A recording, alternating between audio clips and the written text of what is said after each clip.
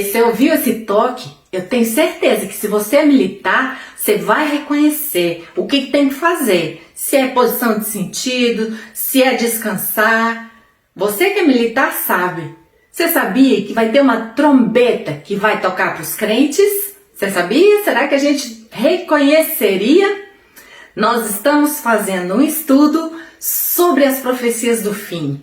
É uma série de palestras que estamos fazendo. Então nós começamos com Israel, relógio escatológico de Deus. Estudamos depois as profecias de Daniel, naquilo que está reservado para o povo judeu, porque nós entendemos que existem 3 grupos de pessoas para as profecias bíblicas. E Paulo fala que a gente não deve ser pedra de tropeço nem para os judeus, nem para os gentios e nem para a igreja de Deus. Então nós vimos que as 70 semanas de Daniel estão destinadas para os judeus e a gente deu uma olhada, um passeio por todo o livro de Daniel. E agora nós vamos dar uma olhada naquilo que está reservado para a igreja. E uma das questões é o arrebatamento. Paulo fala sobre o mistério. E nós vamos conversar um pouquinho o que é esse mistério. São estudos, você está convidado então para estar aqui com a gente. Mais essa série sobre o arrebatamento. Venha com a gente. Claro, eu preciso falar. Não há unanimidade sobre a forma como as profecias vão se cumprir. Sobre o momento, sobre prazo, às vezes até sobre como mesmo. E eu acho muito interessante uma fala de Santo Agostinho que diz assim: no essencial, unidade, nas diferenças, liberdade e em todas as coisas, o amor. Eu entendo que essa frase é muito sábia. A profecia bíblica, ela não é assim em alguns momentos tão explícita. A gente olhou e viu que Daniel, mais claro impossível. Mas nós temos outras doutrinas relacionadas ao tempo do fim, uma delas é o arrebatamento, onde a gente tem alguns versículos que sustentam algumas posições e outros versículos que são usados para outras visões. Então nós não vamos encontrar uma unanimidade na interpretação das profecias relacionadas ao arrebatamento, porque existe uma correlação, e aí nós vamos olhar isso também, com a segunda vinda de Jesus. A questão é entender como o arrebatamento se relaciona com a segunda vinda de Jesus. E é esse convite que eu quero fazer para vocês, para a gente dar uma olhadinha em como isso pode vir a acontecer. Com possibilidades, eu não vou ser dogmática, eu vou trazer elementos para a nossa reflexão aqui, ok? Uma das coisas que a gente precisa entender que a nossa salvação é em 3 tempos. Eu fui salvo, eu estou sendo salvo e eu serei salvo. Eu fui salvo na obra de Jesus Cristo na cruz. Eu estou sendo salvo pelo processo de santificação, onde a minha alma é impactada pela atuação do Espírito de Deus que habita em mim. E resta o meu corpo, que então eu serei salvo, quando o meu corpo será transformado no futuro, na ressurreição. E isso é uma doutrina que está inerente à questão da salvação. Quer dizer, não há dúvida de que vai acontecer. As divergências estão em como e quando essa transformação vai acontecer, em que momento. Então eu quero te convidar para a gente dar uma olhada nisso. Eu sempre trago a imagem de que a gente deve olhar para o broto da figueira e das árvores em volta, que foi o convite que Jesus fez aos seus discípulos. Nós devemos olhar em volta. Eu creio que esse olhar em volta nos traz sempre dados de realidade e de contexto, porque uma profecia, ela sempre acontece dentro de um contexto. E quanto mais nós lermos e estivermos inteirados dos momentos e das situações previstas, mais nós conseguiremos perceber o que está acontecendo. Os sábios entenderão, diz lá em Daniel. Então nós precisamos buscar essa sabedoria na palavra e não a partir apenas de uma leitura única e exclusiva. Tem gente que nem gosta de ler o Apocalipse, porque o Apocalipse só fala de horror que vai acontecer na Terra. Então, tem gente que nem sabe o que está escrito lá por medo, porque fica com medo. Agora, tem algo que Jesus disse: não temais. Ele toda a vida fala para os seus discípulos: não temais. Então nós, crentes em Jesus Cristo, fiéis a Ele, salvos, regenerados, nós não precisamos temer. Por isso esse convite para a gente olhar um pouco mais o que está escrito e o que está reservado para nós naquilo que Jesus falou. Eu gosto muito de uma outra imagem também, que é a imagem dos animais vindo no campo. Eu já expliquei isso numa série anterior. Então imagina, quando você olha no campo, você vê bem distante que está vindo um grupo de animais. Mas você não sabe se é boi, se é ovelha, se são cavalos, porque está distante. Mas à medida que esses animais vêm se aproximando no campo, a gente consegue distinguir. Ah, não, isso aqui é vaca. Não, isso aqui é ovelha. Por conta da proximidade. E isso nos reporta para o momento atual. Se nós olharmos para aquilo que está à nossa volta e à medida que os fatos vão acontecendo, nós conseguimos distinguir e relacionar com o que a Bíblia fala. E isso eu trago muito na questão de Israel, na série de palestras sobre a questão de Israel ser uma referência para nós e ser uma referência em relação às profecias bíblicas. Então esse é o convite que eu faço. Vamos olhar para a figueira, vamos olhar para o que está acontecendo no mundo, olhar para Israel, para o que está em volta, para que a gente possa ter uma interpretação mais adequada daquilo que está previsto. E eu vou dizer uma coisa para vocês, eu não tenho problema nenhum em adaptar a minha interpretação, olhando para a figueira e olhando para a situação atual, relacionando com aquilo que a palavra diz. Não tem problema, porque como algumas profecias não estão suficientemente claras, que elas dão margem para interpretações diferentes, eu vejo que não há problema nisso, desde que a gente tenha amor uns pelos outros, como crentes em Cristo Jesus, amém? É muito interessante que os discípulos, eles estavam com essa expectativa. Em Atos, logo no capítulo 1, antes de Jesus Cristo subir, eles perguntam, sobre a questão da segunda vinda. Lá Pedro também, na segunda carta dele, capítulo 3, verso 4, ele fala, que as pessoas estão questionando onde está a promessa da sua vinda, porque alguns estavam julgando que estava muito demorado. Então, assim, existia uma expectativa nos discípulos dessa volta do Messias, porque a vinda inicial era tida como a instauração do reino de Davi, a retomada, um reino terreno. E é interessante aqui que isso não aconteceu. Lembra disso depois, em momentos posteriores, no seguinte sentido: eles tinham uma expectativa que o Messias viria para instaurar o seu reino.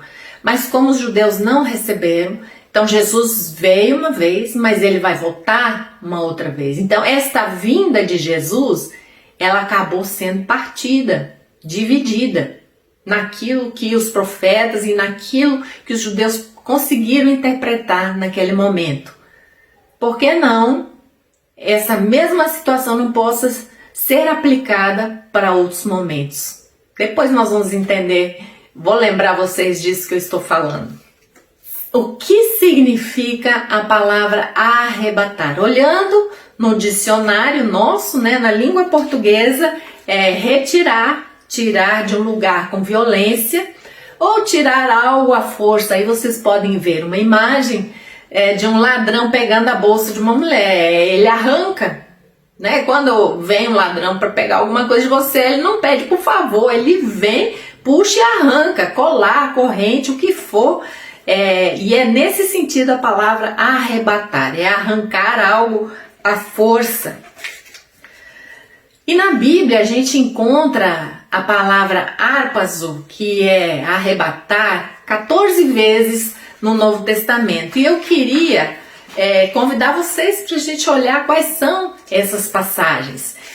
E elas têm alguns sentidos, são usadas dentro desse mesmo contexto de tirar a força, e a gente pode ver bem o uso deles assim, de ser o arrebatamento, de arrancar com força, de capturar, e no sentido de roubar, arrastar ou carregar para longe, nós temos alguns versículos que eu quero ler com vocês. Mateus 11:12 diz assim: desde os dias de João Batista até agora se faz violência ao reino dos céus e pela força se apoderam dele. Então, pela força se apoderam dele. Apoderar aqui é harpazo. Em Mateus 12:29 diz assim: ou como pode alguém entrar na casa do homem valente e furtar os seus bens? Essa palavra furtar é arrebatar na língua grega original. Em Mateus 13:19 diz assim: ouvindo alguém a palavra do reino e não entendendo, vem o maligno e arrebata o que foi semeado no coração. Quer dizer, arranca, tira com força aquilo que foi colocado no coração.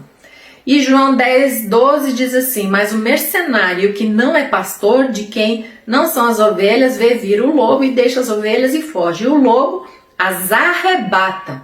Então o lobo arranca no sentido de roubar, arrestar ou carregar para longe. O outro agrupamento que a gente pode fazer é levar embora com o uso da força. E nós vamos ler os versículos então.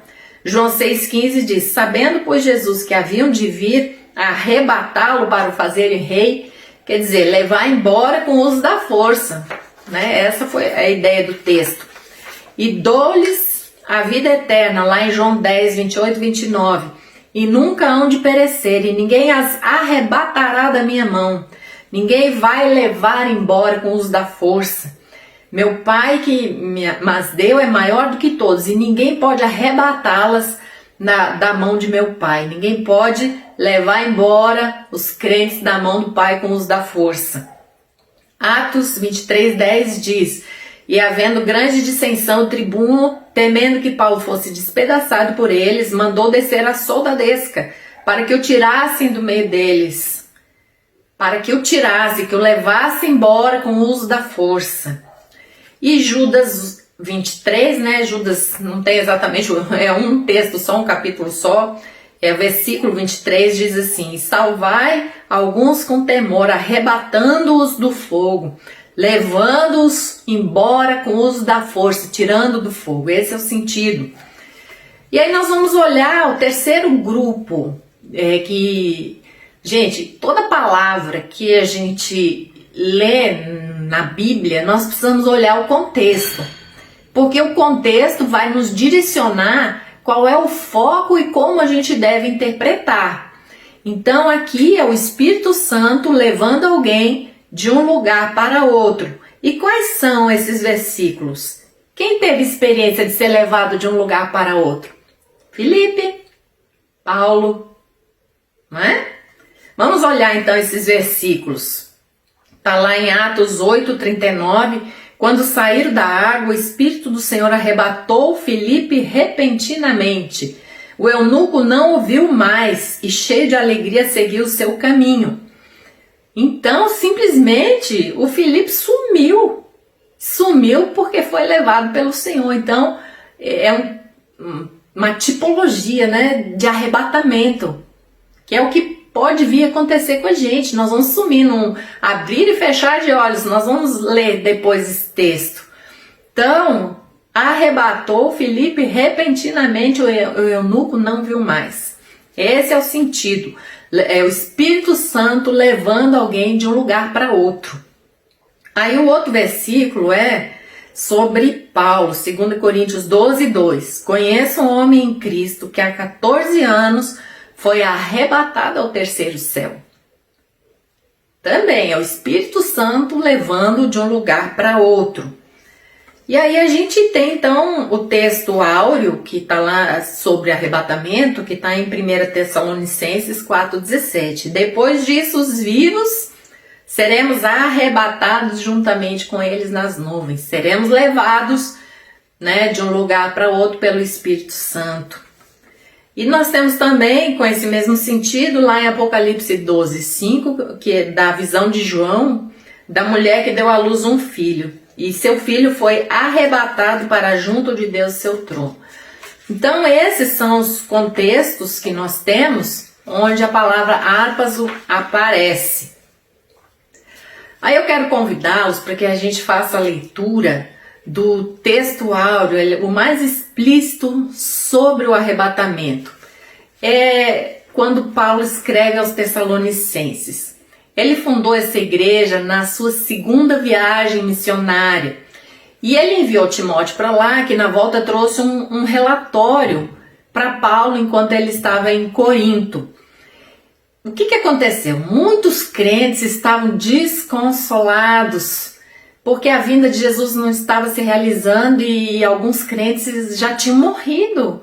Irmãos em Cristo na fé que adormeceram. Gente, lembrando que a palavra que quando fala na Bíblia, adormecer é um eufemismo. O que é eufemismo? Quando se usa para morte. É exatamente uma figura de linguagem para falar de um modo mais suave, mais doce, sobre uma situação crítica. Então, quando se usa adormeceu, Paulo quis dizer que morreu. E aí, o que aconteceu? Percebemos a preocupação que Paulo teve em esclarecer, então, de fato, sobre um entendimento incorreto que eles tinham sobre a vinda do Senhor.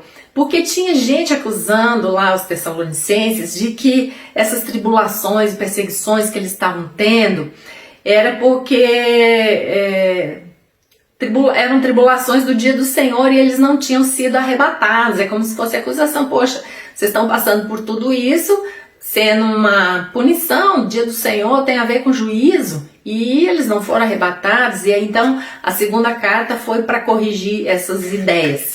Mas vamos ao texto então, abra sua Bíblia, em 1 Tessalonicenses, capítulo 4, versículos 13 a 18, que diz assim: Não queremos, porém, irmãos, que sejais ignorantes com respeito aos que dormem, para não vos entristecerdes como os demais, que não têm esperança. Pois se cremos que Jesus morreu e ressuscitou, assim também Deus, mediante Jesus, trará em sua companhia os que dormem. Ora, ainda vos declaramos por palavra do Senhor, isto, nós, os vivos, os que ficarmos até a vinda do Senhor, de modo algum precederemos os que dormem. Porquanto o Senhor mesmo, dada a sua palavra de ordem, ouvida a voz do arcanjo e ressoada a trombeta de Deus, descerá dos céus e os mortos em Cristo ressuscitarão primeiro. Depois nós, os vivos, os que ficarmos, seremos arrebatados juntamente com eles entre nuvens para o encontro do Senhor nos ares, e assim estaremos para sempre com o Senhor. Consolai-vos, pois, uns aos outros com estas palavras. Paulo, então, trouxe consolo para os Tessalonicenses, que eles estavam desesperados, não entendendo o que estava acontecendo, por conta dessas acusações dessas outras pessoas falando que a tribulação já estava acontecendo, porque assim, vamos lembrar, gente, no início da igreja cristã, os crentes sofriam muito, tinha perseguição, porque eles não se dobravam ao imperador romano. E Roma não admitia isso. Muito embora que com os judeus eles ainda levassem de uma certa forma. Só que aí o cristianismo já, né, os crentes judeus, pelo fato dos judeus da liderança não aceitarem Jesus como Messias, então esse grupo já não era mais nem judeu. Então eles eram classificados como uma seita. E aí, como seita, eles tinham que se dobrar ao imperador.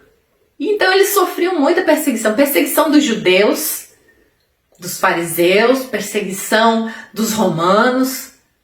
E aí eles estavam passando por tribulação e não estavam entendendo.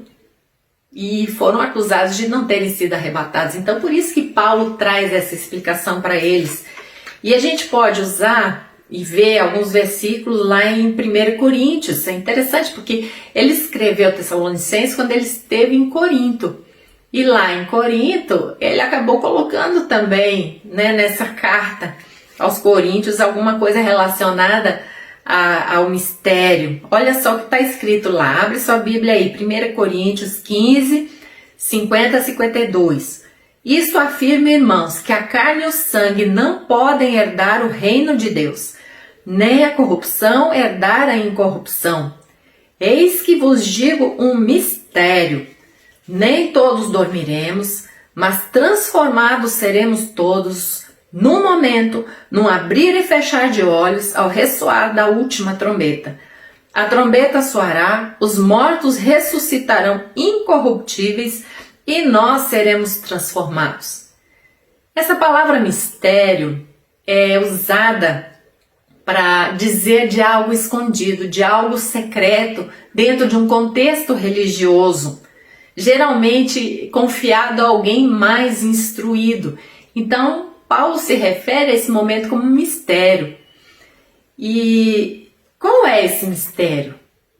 É ser revestido da nossa habitação celestial. Está lá em 2 Coríntios 5,2. É essa mudança, num abrir e fechar de olhos, nós seremos transformados todos. Em 2 Coríntios 5,2 diz: e por isso neste tabernáculo gememos, aspirando por sermos revestidos da nossa habitação celestial. Isso é a conclusão da nossa salvação, com a redenção do nosso corpo, a transformação do nosso corpo. É se revestir de imortalidade, conforme está em 1 Coríntios 15, 54. E quando este corpo corruptível se revestir de incorruptibilidade, e o que é mortal se revestir de imortalidade, então se cumprirá a palavra que está escrita: tragada foi a morte pela vitória. Glória a Deus. Paulo se refere então a essa transformação, a um mistério. É algo que não tinha sido completamente revelado na questão da ressurreição. E isso vai acontecer nesse momento, no abrir e fechar de olhos. E eu queria chamar a atenção para vocês da questão da trombeta. Pode ser um detalhezinho, mas enfim, quem não tinha prestado atenção talvez agora preste mais. O que os tessalonicenses pensaram quando Paulo falou sobre o ressoar da trombeta? Em primeiro lugar, a gente precisa lembrar que o Apocalipse não existia ainda. Então, o que eles poderiam pensar é aquilo que eles tinham de conhecimento da época relacionado ao Antigo Testamento. Olha só, em Números 10, versículo 2, diz assim: faze 2 trombetas de prata de obra batida as farás. Servir-te-ão para convocares a congregação e para a partida dos arraiais. Você está ouvindo aí? Escuta só esse som. Esse som foi feito a partir do instrumento reconstruído, conforme a lei, pelo Instituto do Templo. Eu achei essa gravação na internet. Provavelmente esse toque não é toque de chamada, mas é um toque, é um som que sai dessa trombeta batida em prata. As trombetas, elas eram tocadas para convocar, chamar, juntar e reunir. Levantar o acampamento e partir. Era uma convocação. E essa convocação a gente pode fazer uma comparação no seguinte sentido: de pregação do Evangelho para Jesus, né? Muitos serão chamados até que a plenitude estiver reunida, conforme 1 Tessalonicenses 1,8. E a partida para onde? Para a casa do Pai. Paulo ainda diz, né? Se a trombeta der sonido incerto, quem se preparará para a batalha? 1 Coríntios 14, 8. E aí talvez a gente possa se fazer a pergunta: Será que nós conseguiríamos reconhecer o soar dessa trombeta? Será que nós saberíamos o que fazer, como fazer? Será que nós vamos ouvir? Será que nós vamos entender? Gente, eu só fico pensando nisso, né?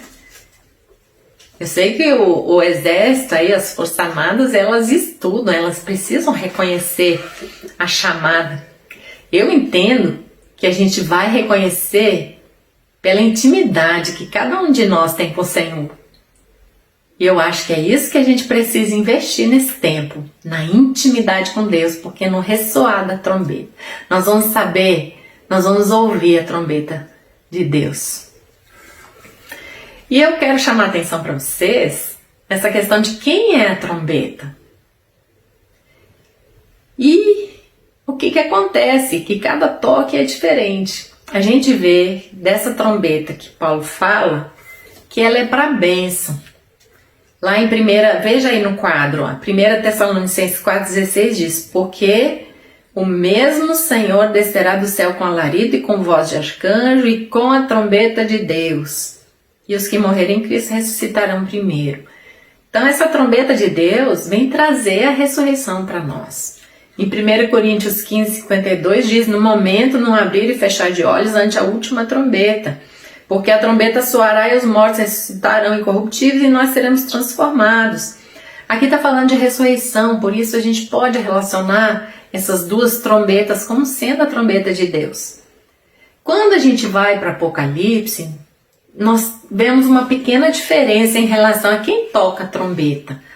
Você pode ver, porque quando fala a última trombeta, algumas pessoas relacionam sendo a última trombeta do Apocalipse. Mas vamos olhar o que acontece na volta. Lá em Apocalipse 10, 7 a 11, ele fala: mas nos dias da voz do sétimo anjo, quando tocar a sua trombeta, quem vai tocar a trombeta aqui? É o anjo. Em Apocalipse 11, 15, tocou o sétimo anjo a trombeta e houve no céu grandes vozes, tal. Então assim, lá em Apocalipse é o anjo que toca. E para fazer o quê? Para trazer juízo. Então, só nesse pequeno olhar a gente pode ver a diferença entre o toque dessas duas trombetas.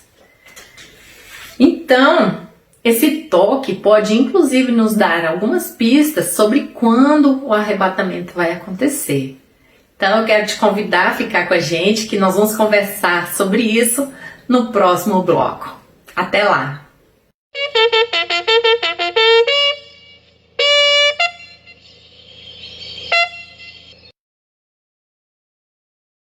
Pessoal, eu quero mostrar esse material aqui como um recurso de estudo para quem quer localizar palavras no original, as palavras gregas.